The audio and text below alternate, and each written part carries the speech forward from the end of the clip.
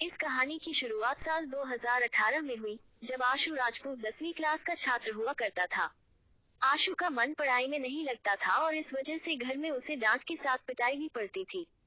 माता पिता उसे ट्यूशन जाने के लिए कहते तो वो पढ़ाई से बचने के तरीके ढूंढता था। इसी बात से आशु के पिता महेंद्र हमेशा उससे नाराज रहते थे और अक्सर आशु की पिटाई कर देते थे। अपने पिता के हाथों बार बार पीटे जाने से आशु इतना नाराज हो गया कि सितंबर 2018 में वह घर छोड़कर चला गया।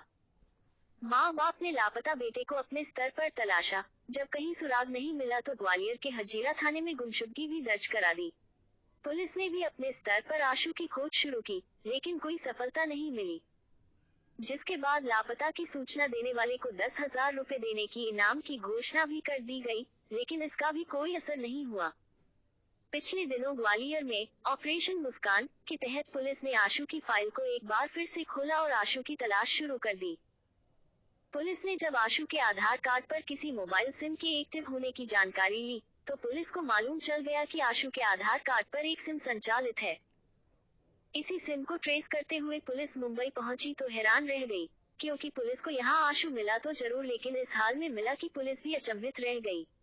जी हाँ, आशु यहाँ पर बड़ा आदमी बन चुका था। वो हर महीने लाखों रुपए कमा रहा है। पुलिस ने जब आशु से उसके 6 साल के सफर के बारे में पूछा तो आशु ने बताया कि घर से भगाने के बाद वह सीधा कानपुर पहुंचा था।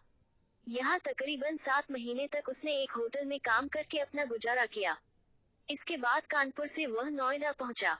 यहाँ भी 4 महीने गुजारे और फिर मुंबई के लिए निकल गया। मुंबई में उसने अपने कुछ दोस्त बनाए और इन दोस्तों ने आशु की मदद की। आशु ने यहाँ भी होटल और कॉल सेंटर में काम किया। काम से जो कमाई हुई, उस कमाई से उसने अपनी आगे की पढ़ाई पूरी की।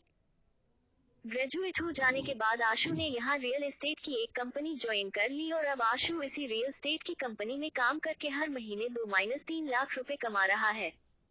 मुंबई के अंधेरी इलाके में रह रहे आशु की लाइफस्टाइल बदल चुकी है और वह एक बड़ा आदमी बन चुका है। पुलिस आशु को लेकर मंगलवार को ग्वालियर पहुंची थी और इसके बाद आशु को उसके परिजनों से मिलवाया। 6 साल बाद बेटे को देख परिजन खुशी के मारे रोने लगे। मां ने आशु को गले से लगाया और खुशी के उनके आंसू छलक उठे। अपनी मां को रोते हुए देख आशु भी अपने आंसू नहीं रोक पाया। मां बेटे का यह मिलन देखकर सभी की आंखें भीग गईं। जो आशु घर से भागते वक्त नाबालिग था, आज वह बालिग होने के साथ ही बड़ा आदमी भी बन गया है।